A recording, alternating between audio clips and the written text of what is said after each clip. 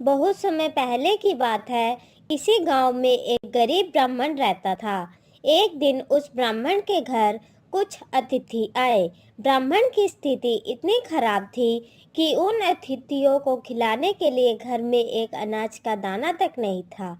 इस स्थिति को लेकर उसके और उसकी पत्नी में थोड़ी सी कहासुनी हो जाती है। अरे, तुम्हें पेट भरने योग्य अनाज कमाना भी नहीं आता। इसी का नतीजा है कि आज घर में अतिथि खड़े हैं और हमारे पास उन्हें खिलाने के लिए एक अन्न का दाना तक नहीं है। अरे भगवान, गुस्सा क्यों होती हो? कल मकर संक्रांति है। मैं कल दूसरे गांव भिक्षा मांगने के लिए जाऊंगा। वहां पर मुझे एक सेठ ने आमंत्रित किया है। वह सूर्य देवता की तृप्ति के लिए कुछ दान देना चाहता है। तब तक घर में जो भी है उसे आदर सत्कार के साथ अतिथियों के सामने रख दो। ब्राह्मण की यह बात सुन उसकी पत्नी और भी गुस्सा हो गई और बोली, तुम्हारी पत्नी होकर मैंने कभी सुख नहीं भोगा, ना ही कभी खाने को मेवा मिष्ठान मिला, ना ही ढंग के वस्त्र और आभूषण मिले, और आज तुम कह रहे हो कि घर में जो पड़ा है वो अतिथियों के समक्ष रख दो। अरे, जब कुछ है ही नहीं तो उनके समक्ष क्या रख दूं? पड़े हैं तो 4 मुट्ठी तिल, तो क्या अतिथियों के सामने सूखे तिल रख दूं? ऐसा करना अच्छा रहेगा? अरे भगवान, तुम उन्हीं तिलों को अच्छे से साफ करके उन्हीं को पका कर अतिथियों के सामने रख दो। इच्छा के अनुसार किसी भी मनुष्य को धन की प्राप्ति नहीं होती। जरूरी है तो पेट भरना, और पेट भरने योग्य अनाज तो वो मैं ले ही आता हूँ। अधिक धन की चाहत अच्छी नहीं होती है। ऐसी इच्छा का तुम्हें त्याग कर देना चाहिए। अधिक धन की इच्छा के चक्कर में मनुष्य के माथे पर शिखा बन जाती है। माथे पर शिखा वाली बात सुन उसकी पत्नी बड़े ही आश्चर्य के साथ ब्राह्मण से पूछती है, अधिक धन की इच्छा में माथे पर शिखा हो जाती है? मैं कुछ समझी नहीं, तुम कहना क्या चाहते हो? साफ साफ कहो। ब्राह्मण अपनी पत्नी की जिज्ञासा को शांत करने के लिए एक शिकारी और गीदड़ की एक कहानी सुनाता है। जरा ध्यान से सुनना भगवान, इसी कहानी में तुम्हारे सारे सवालों का जवाब है। एक दिन की बात है, एक शिकारी जंगल में शिकार खोज रहा था। जंगल में कुछ दूर आगे बढ़ने के बाद उसे एक काले रंग का जंगली सुअर दिखाई देता है। सुअर को देखते ही शिकारी अपना धनुष उठा लेता है और कमान खींचते हुए सुअर पर निशाना लगा देता है। कमान से निकला हुआ तीर तीव्र गति से जाकर सुअर को घायल कर देता है। घायल होने पर सुअर चिल्लाता है और शिकारी पर पलटवार कर देता है। सुअर के नुकीले दांतों ने शिकारी के पेट को फाड़ दिया, जिससे शिकारी की मृत्यु हो जाती है और कुछ क्षण बाद सुअर की भी मृत्यु हो जाती है।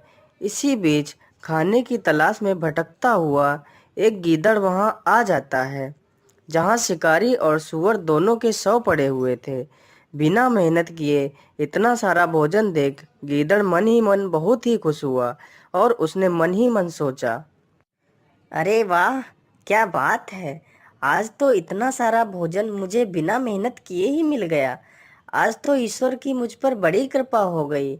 एक साथ मुझे इतना सारा भोजन मिल गया। आज तो मैं इसे पेट भर खाऊंगा।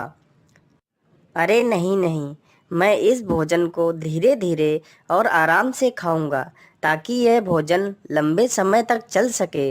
इस तरह मैं इस भोजन के साथ लंबे समय तक अपनी भूख को शांत रख पाऊंगा। इन सभी बातों को सोचकर गीदड़ सबसे पहले छोटी छोटी चीजों को खाना शुरू करता है। तभी गीदड़ सूअर के शरीर में लगे तीर को चबाने लगता है।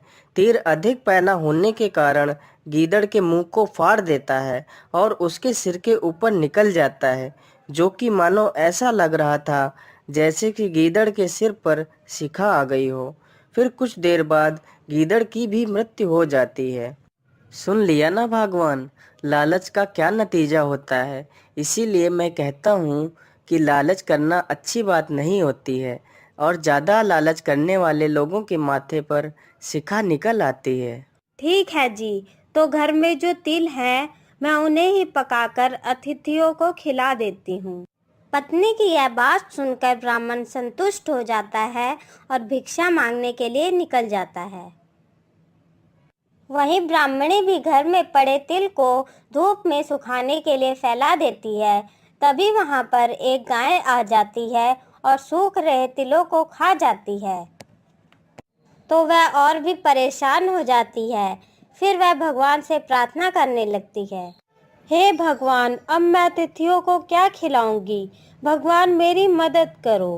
तभी देवी माँ को उस पर दया आ जाती है और देवी माँ ब्राह्मण का रूप बदलकर ब्राह्मण के घर आ जाती हैं।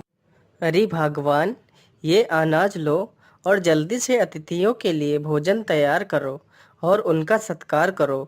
मैं अभी जल्दी ही वापस आ जाऊंगा। यह कहकर ब्राह्मण वहाँ से चला जाता है। फिर ब्राह्मणी अतिथियों का बड़े आदर से सत्कार करती है और उन्हें विदा कर देती है। फिर कुछ ही देर बाद ब्राह्मण आ जाता है। अरे अरे, आप आ गए? चलो, आपने अच्छा ही किया था जो आप घर में अनाज दे गए थे, जिससे मैं अतिथियों की सेवा कर पाई, नहीं तो आज वह भूखे ही चले जाते। यह बात सुनकर ब्राह्मण आश्चर्य से बोलता है, लेकिन मैं तो अभी आया हूँ। अरे, आप ये क्या कह रहे हैं? तो फिर वह कौन था जो आपके वेश में मुझे अनाज दे गया था? अरे भगवान, वे जरूर भगवान होंगे जो हम गरीबों की मदद करने आए थे। फिर वह दोनों भगवान का धन्यवाद करते हैं और खुशी खुशी अपना जीवन व्यतीत करते हैं। हमें इस कहानी से यह शिक्षा मिलती है कि हमें ज़्यादा लालच नहीं करना चाहिए। हमारे पास जो भी होता है हमें उसी में सुखी रहना चाहिए। किसी के पास ज़्यादा है तो उसे देखकर कभी भी दुखी नहीं होना चाहिए।